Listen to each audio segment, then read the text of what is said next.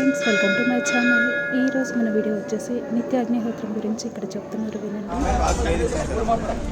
అన్ని కూడా కూరగాయలు అన్ని కూడా మందిలో పండిస్తున్నారు. మరి గాలి ఎక్స్పీట్ అవుతుంది. గాలి లేకపోతే ఒక నిమిషం మంచి బతుకుతాడు. గాలి ఫిల్టర్ కావాలంటే వేదాలు చెప్పిందంటే అగ్ని యజ్ఞం ద్వారానే గాలి ఫిట్ అవుతుంది. అది పెద్ద పెద్ద దినాలు చేయలేము. మనం అగ్నిహోత్రం యజ్ఞం చిన్న యజ్ఞం మన ఇంట్లో చేస్తే వాతావరణం ఉంటుంది, మన సుఖం ఆరోగ్యం, మన పిల్లలకు మేము అవుతుంది, బాగుంటుంది. బయట కూడా కానీ 5 నియమాలు ఖచ్చితంగా మనం చేయాలండి.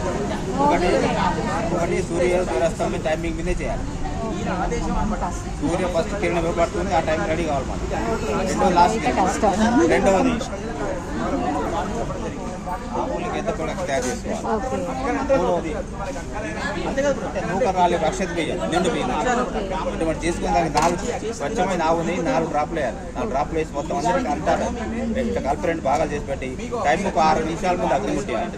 అగ్నిముట్టికి ఇటువంటి పాత్ర, ఆవుపెండ పిడకలు, పువ్వు నెయ్యి తగ్గిపోతుంది కదా, అది లోపల పెట్టి ముట్టిస్తే మండుతుంటుంది, జ్వాల మండుతుంటుంది. కరెక్ట్ టైం ముందుంటుంది. టైం కాకుండా ఒక బాబు తీసుకుని బియ్యం తీసుకు పొద్దున అయితే సూర్యాయ స్వాహ సూర్యాయ ఇదం.